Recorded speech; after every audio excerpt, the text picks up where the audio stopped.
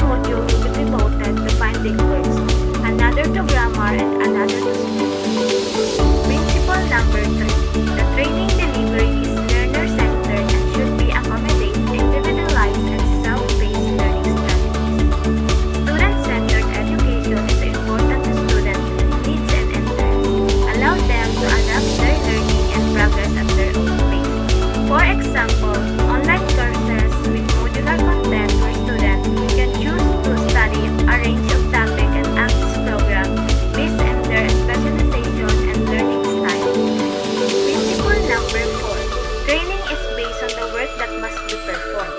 The process of feeding a lot of data into the machine learning model, learning language patterns, and producing human-like such as answering questions or writing letters.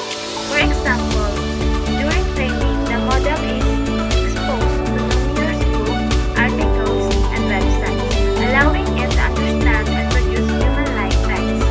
Principle number 5. Training materials are directly related to the competency standard and curriculum modules. Educational materials are directly linked to proficiency standard and learning standards because they are designed to accommodate the specific skill and knowledge specified in the standard. For example, information in health education, it will cover the topics such as patient care, medical procedures, and safety procedures, all in with gaps of job standard and training standard. Principle number 6. Assessment is based on the collection of evidence of the performance of work to industry-required standards. The evaluation focuses on gathering evidence of work performed in accordance with the industry standard and should evaluate the individual's ability to meet a specific work standard. For example, a software developer demonstrates code that meets the industry coding standard, or a developer completes a project that meets security and quality guidelines both. Principle number 7. Training is based both on and off the job components, combining the on-the-job training with formal education, including on-the-job training and off-the-job training. For example, a chef can learn to cook by cooking on the job and take training classes off the job to gain a cooking training.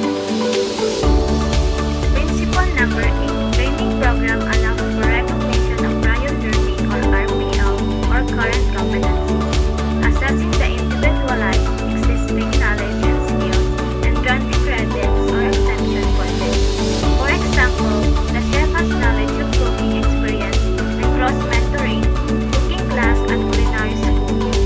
Principle number 9. Training allows for multiple entry and exit. Learning that allows for multiple entry and exit points refers to the flexible learning, where students can join and leave classes or activities at different levels to suit individual needs. For example, students can enroll in a self-paced online course at any time. Once you have reached